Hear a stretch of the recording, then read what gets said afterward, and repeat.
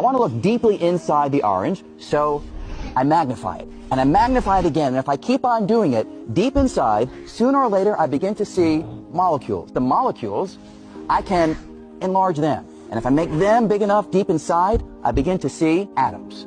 Atoms are not the end of the story too, because we have electrons zooming around the nucleus. Deep inside, mostly empty space in the atom, but deep inside, we see the nucleus. So if I grab that and magnify it, I see that the nucleus is itself made of particles, neutrons and protons. And if I grab one of the neutrons and magnify it, I find yet further particles, little tiny quarks inside. Now that is where the conventional ideas stop.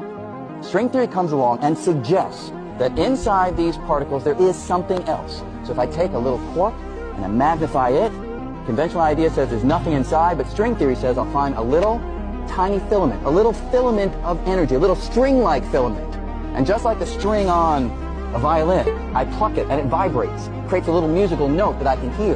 The little strings in string theory, when they vibrate, they don't produce musical notes, they produce the particles themselves. So a quark is nothing but a string vibrating in one pattern. An electron is nothing but a string vibrating in a different pattern. A neutrino, nothing but a string vibrating in a different pattern still. That's the basic idea of string theory.